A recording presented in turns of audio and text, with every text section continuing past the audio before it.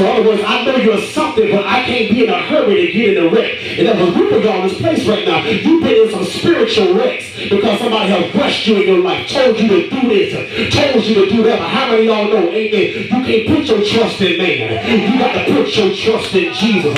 People will pick you up and drop you off in the middle of the highway. But Jesus said, I will never leave you, nor forsake you. I'll be there to the end of the world. In other words, what God would do for you, you can't even imagine what anybody else can put in your lap. Tell you that God's getting ready to drop it in your lap. And so these people in the city, they have lost everything. And people all on TV, CNN, ABC, NBC, Fox 30, Channel 4, it's everywhere. This thing is not only in the United States, but this thing went worldwide. And people begin to look at this. Amen. And people that was looking was not people like you and I. Hello, somebody. There were some people that had some change in their pocket, as grandma would say. There were some people, amen, that were millionaires. There were some people, amen, that had their own corporation and had their own business. And one thing I want to tell you, amen, that those people that have lost everything, because some people lost 30 years of memories, because when your house is flooded, amen, everything about it is gone. Pictures on the wall, quips that you have set there that took you 2 and 3 days to make together. Amen. Amen. Paint. Amen. That you painted your house. Can you imagine painting your house? Amen. You have waited. Now you got the money, and now a flood comes in and take care of everything. A car that you still making car notes on it. And now, amen, there's water in it. Amen. I'm talking about the best of the furniture. But then in the third area, which was called the third ward, this was the lowest area. Amen. New Orleans. Amen. It was a poverty-stricken area. And how many know, amen, that the flood had covered everything, destroyed everything? Now people say, my God, what type of God is that to allow this type of stuff, amen, allow this type of thing to happen to a people that's been suffering for a mighty long time? But let me tell you something, amen, God will not allow you just to suffer, but God will bring you out. And it came back that some people had this testimony, amen, when certain people seen that other people, Red Cross and FEMA, they began to help. Some people didn't even have insurance on their houses, and they lost everything, but somebody looked, and when they looked, they said, you know what, something had touched their heart. It had to be Jesus. And when Jesus touched their heart, they began to sow into these people's lives. Now some people had shotgun houses. Y'all know what a shotgun house is, amen. You can see from the front door all the way down the hallway to the back door and shoot everybody in the house. Some of these people, amen, they were living and they had shotgun houses. But the testimony is, because I know one lady got a 5-bedroom house, 3-car garage, amen, and she was sleeping with somebody else. Now, I'm not talking about nobody else, man, but she was homeless, sleeping in somebody else's house in New Orleans. Y'all hear what I'm saying? But when they found out about her story, and had not been for the flood, she wouldn't have had what she got right now. Some of y'all are looking crazy right now. But if you ever want to be blessed, show me a flood. If you ever want something great in your life, show me a person that's going through. I got anybody here that can be real to yourself and say, you know, Pastor, I'm going through some stuff in my life right now, but God told me to tell you there's a blessing in the midst of the storm.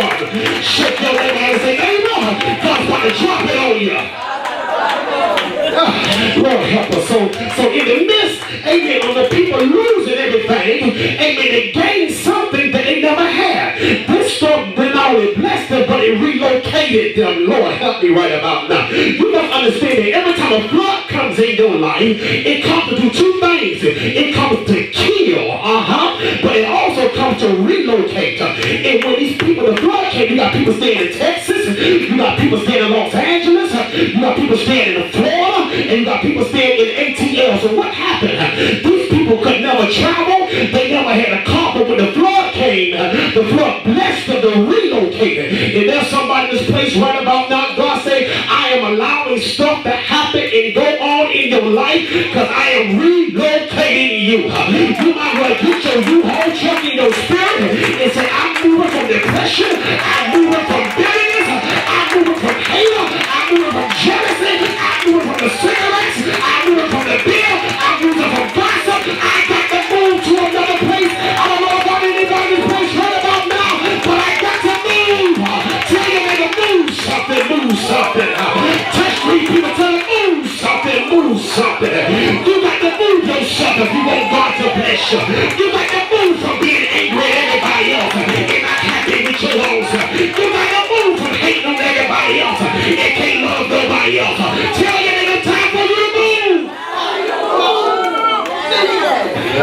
Tell somebody behind you, you got to move something. Oh, nobody married but the devil. I tell you to the praise right there, ladies and gentlemen. If you want to sing a praise right there, if you don't got to move in your life, you got to move. Tell you to move from my past.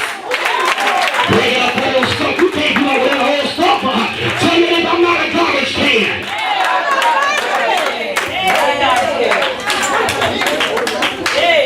You got to move something. So they relocated these people.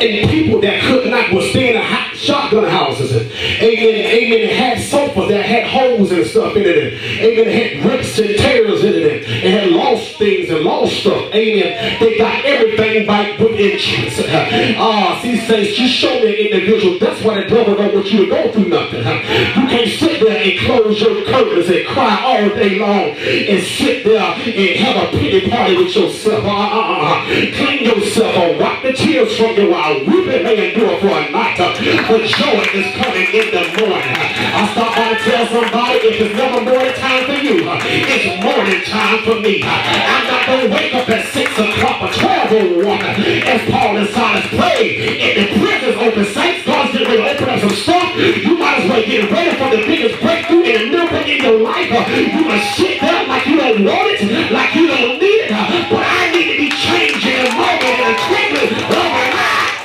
Tell me everybody's changing it for me. And the first thing God gonna change is your mind. Because you can't receive new stuff with an old mind. Baby, let that stuff go. If you don't get delivered, your children ain't gonna get delivered. Brother, if you don't get delivered, your children ain't gonna get delivered. You got to get yourself together. Shake your hands and get yourself together. Shake yourself. Tell you to shake yourself. You are somebody. You are a child of the Most High God. Children sitting there looking at you like, mama, why you praising God? Baby, you just don't know.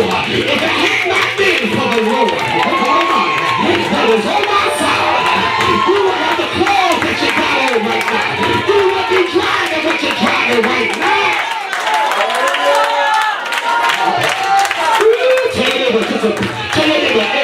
A breath of fresh air. Just a breath of fresh air. Just a breath of fresh air. Sometimes you let your hair bite, let your tie loose and say, give me a breath of fresh air. God, give me something. God, I need some air in my life. There's too many people clouding me.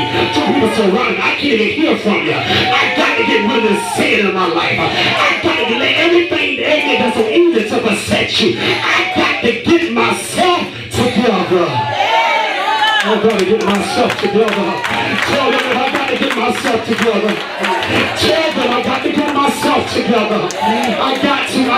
This is my last time. This is my last moment. I know God is dealing with me. I know God is talking to me. I got to shut my mouth. I got to learn how to be quiet. I can't keep running my mouth and let my blessing come out my mouth. God told me that good and sweet water can't come out the same fountain. Either you bless, baby, or you curse her. But do I got anybody saying, you know what, Pastor? I mean, I got an icebox full of food. Hallelujah. But God keeps on making a way for me. I ain't got all the money in the bank, but the car is still in the driveway. I ain't got the best tree in my house, but I thank God that he died on a tree. Stretched his arms out wide. But he died for me. Tell your neighbor, Jesus is the best tree you can ever have.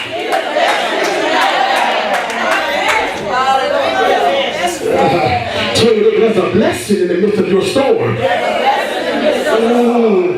Can you imagine these people don't got nothing? And they sit there crying, and then a month later somebody's coming and giving them all and everything that they need. Tell them, say, stop crying, you about to get it.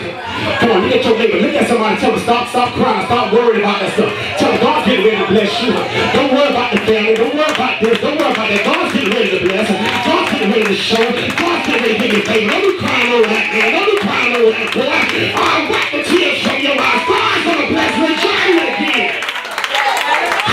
You lost the job. So what, baby? Amen. You are a job. You are a business. You don't need a job. Put up a tent on the corner and make do with what you got. Tell them to show you what you're working with.